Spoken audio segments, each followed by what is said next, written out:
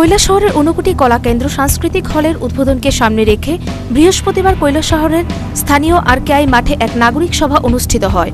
কেন্দ্রীয় প্রকল্পের টাকায় নির্মিত হলটি তৈরি করতে প্রায় ২৫ কোটি টাকা খরচা হয়েছে, কিন্তু নাগরিক সভার নাম করে রাজনৈতিক বক্তব্যই রাখেন অতিথিরা। মুখ্যমন্ত্রী মানিক সরকার বলেন, ২০১৪ সালে কেন্দ্রের নতুন সরকার হাজার প্রতিশ্রুতি দিলেও কথা রাখেনি।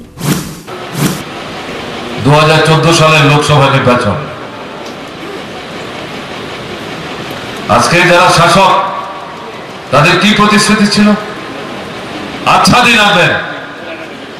এরকম আচ্ছা দিন, জিনিসের দাম আর বাড়বে না, টাকার দাম আর কমবে না, মুদ্রাস্ফীতি আর ঘটবে না, কৃষক আর আত্মহত্যা করবে না,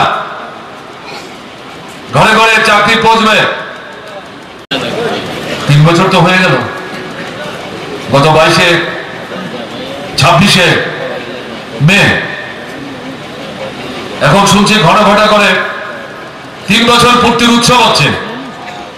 এই উৎসব কার? আমি তো ভেবে পাচ্ছি না। অভিজ্ঞতা কি? জিনিসের দাম কমেছে?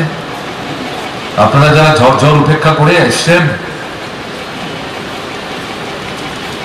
ভিজে ভিজে কাপড় নিয়ে দাঁড়িয়ে দাঁড়িয়ে বসে বসে কথা শুনছেন, কৈলাসহর বাজারে যান তো আপনারা, কেউ বলতে পারবেন গত ৩ বছরে কোনো নিত্য ভোগ্য পণ্যের দাম কমেছে? মুখ্যমন্ত্রী আরো বলেন, বর্তমান কেন্দ্রীয় শাসক দল টাকার জোরে বিভিন্ন রাজ্যের ক্ষমতা দখল করছে। সারা ভারতবর্ষ দুর্নীতির মূলোচ্ছেদ করবেন। মণিপুরের গভর্নমেন্টটা কি করে তৈরি করলেন আপনারা? আপনারা তো ১ নম্বর দল হননি, আপনারা তো ৬০টা বিধানসভার মধ্যে ৩১টা আসন পাননি। গোয়ায় কি করে আপনারা সরকারটা করলেন? আপনারা তো ১ নম্বর দল হননি। গোয়া তো বিধানসভা ৪০ জনের, আপনারা তো ২০টা আসন পাননি। আপনারা তো ২ নম্বর দল, কি করে সরকার করলেন? টাকা দিয়ে বাজারের আলু কুমড়ের মতো, বেগুনের মতো অন্য দল থেকে ঘোড়া কেনা বেচার মতো করে এমএলএ কিনে সরকার তৈরি করেছেন। এর নাম দুর্নীতির বিরুদ্ধে লড়াই। মুখ্যমন্ত্রী মানিক সরকার আরো বলেন, ভারতের বর্তমান অবস্থা ভালো না, ধর্ম নিয়ে সারা দেশে উচ্ছৃঙ্খলা চলছে। যে প্রয়াস, যে ভাবনা, একে রক্ষা করতে হবে, আপত্তির কিছু না, কিন্তু গোরক্ষার নাম করে যে উচ্ছৃঙ্খলতা চলছে, এটা কি জিনিস?